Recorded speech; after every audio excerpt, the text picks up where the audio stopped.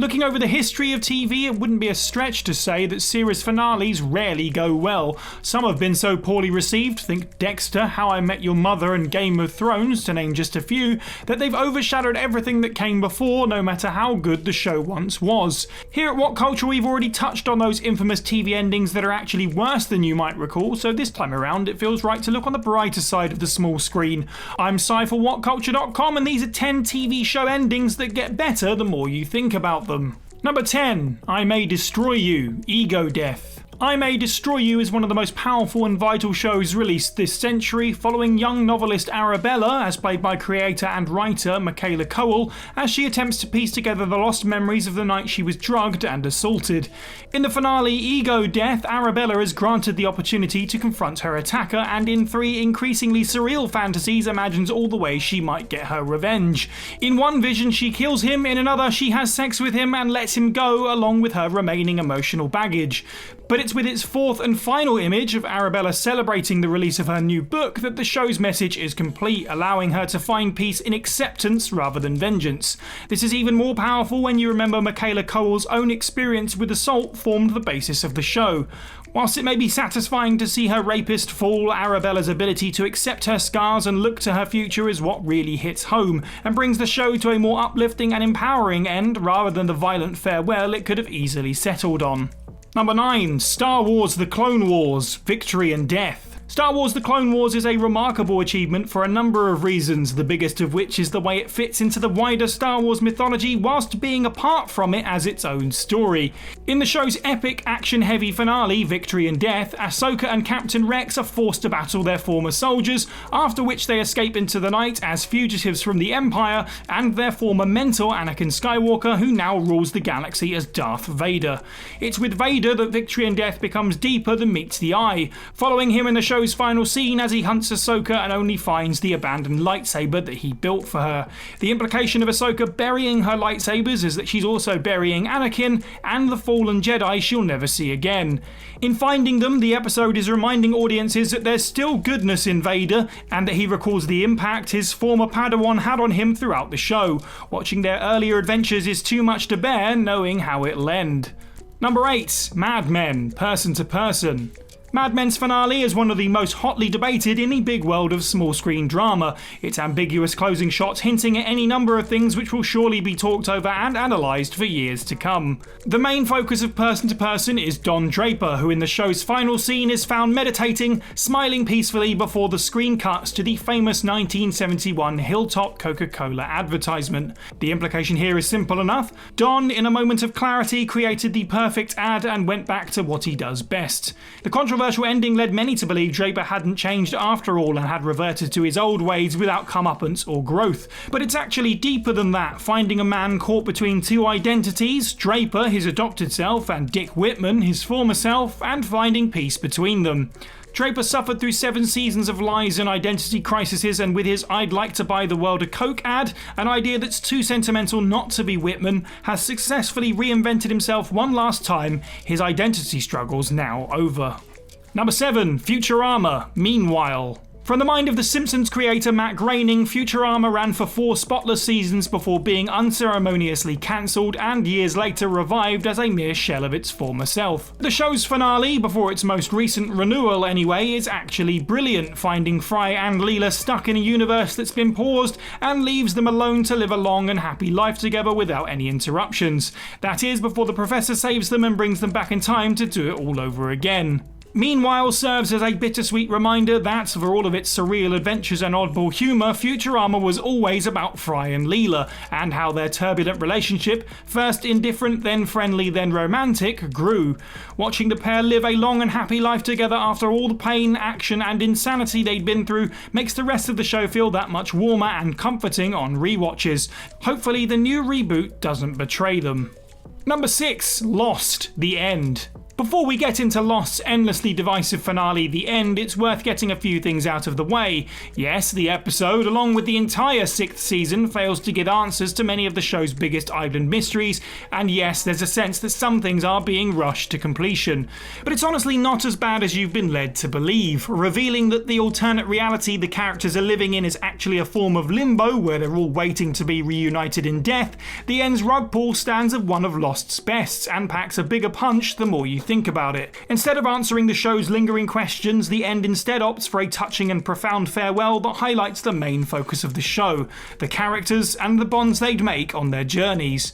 More answers about the island sequence would have been nice, but watching everyone reunite in the afterlife, happy for the first time in a long time, ends the true adventure of Lost beautifully, and that is how these characters grew and found peace together. Number 5. Breaking Bad. Felina.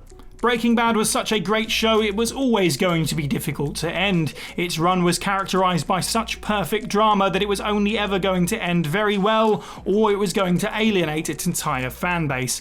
Luckily, its finale, Felina, ends things perfectly, not only killing Walter White and his neo-Nazi foes in a hail of bullets that finally sets Jesse Pinkman free, but by having Walter admit to himself the real reason he became so obsessed with his powerful life as Heisenberg. Throughout the show, Walt keeps lying to himself by saying everything he's doing is for his family, but in Felina he finds honesty for the first time when confronting ex-wife Skylar, stating, "I did it for me, I liked it." Breaking Bad was always about Walter White's rise and fall and his uncanny ability to not only lie to those around him but to himself. Felina makes him finally confront himself before biting the dust, embracing the truth no matter how late he may be. After 5 seasons of deception, it brings the entire show full circle. Number 4. The Leftovers. The Book of Nora. Much like his previous show Lost, Damon Lindelof's haunting and mournful drama The Leftovers came to an end that didn't give away any big answers, but instead kept its focus on the characters at its centre. In a world where 2% of the world's population have disappeared, The Leftovers' brilliance came from the fact it was never about the departure, but about those left in its wake, struggling to move on in a world unable to cope with its terrifying losses and heartbreak.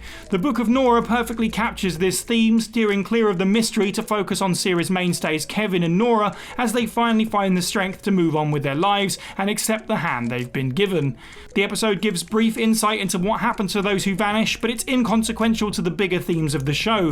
By keeping everything centred on Kevin and Nora and how much they've grown, the Book of Nora enriches the serious themes of grief and trauma with a surprisingly uplifting goodbye everyone needed. Number 3. Angel, Not Fade Away. The moody spin-off to Buffy the Vampire Slayer, Angel was always a show about conflict, following the eponymous vampire as he battles for his soul by doing good deeds that may help him atone his sins. The show's epic Season 5 finale, Not Fade Away, puts these themes of atonement and good versus evil front and centre as Angel and his team band together one last time to defeat the amassing armies of hell and prevent yet another apocalypse. In a brilliant moment of subverting expectations though, the show cuts to black before the final battle, a cliffhanger that left many fans bitter considering they already knew this was the last episode they'd see. But when you consider the theme of the series, the shock end couldn't be more perfect. As the rest of the show explores, the fight is never over for Angel and company. There will always be evil to face and they will always be there to face it. Another season would have been nice, but Not Fade Away's decision to cut away from the final fight makes it a poignant finale nonetheless, perfectly capturing the essence of the show. Number 2. The Good Place, Whenever You're Ready. As far as TV show finales go, there are none more profound than The Good Places, which follows Eleanor, Chidi, Tahani and Jason as they finally enjoy heaven after what feels like an eternity of struggle for peace. But Whenever You're Ready presents one last problem. Everyone in heaven is destined to be there forever with no escape. It's a conundrum to which Eleanor conjures a heartbreaking but beautiful solution, giving everyone a chance to spend all the time they want in heaven before giving themselves back to the universe. Though on paper the idea that every character will inevitably erase themselves from existence once they feel complete enough to move on is a deeply depressing one, it elegantly captures the heart and soul of the show, tackling the idea that perfect things are only perfect because they have an end. Watching Eleanor, Chidi and Jason vanish into the cosmos is wrenching, but beautiful when you consider how far they've come to grow and find peace in a complex world none of them felt entirely at home in. Number 1. BOJACK Horseman, Nice While It Lasted. As the years went on, it became more and more difficult to pinpoint how exactly BoJack Horseman's story would end. Would he die in a tragic accident? Go to jail for all the terrible things he'd done? Commit suicide? That last one seemed like the most likely, at least for a while, but the season 6 finale, Nice While It Lasted, defied expectations and reminded audiences that the show was never about what BoJack deserved, but how far and his friends came to understanding themselves, for better or for worse. In Nice While It Lasted, BoJack is given a scene with each of his closest friends, Mr. Peanut Butter, Todd, Princess Carolyn and Diane, where they each find closure over their shared histories and what they've taught each other. BoJack may not be a good person, but he and his friends make it clear there's always hope. Like the rest of the show's often harrowing run, BoJack Horseman's finale serves as an honest reminder that empathy and human connection is what matters. The final shot of BoJack and Diane staring into the sky, their relationship's future unclear, serves as a spotless farewell, capturing and enriching the show's recurring idea that there's always hope, despite the uncertainty of what's to come.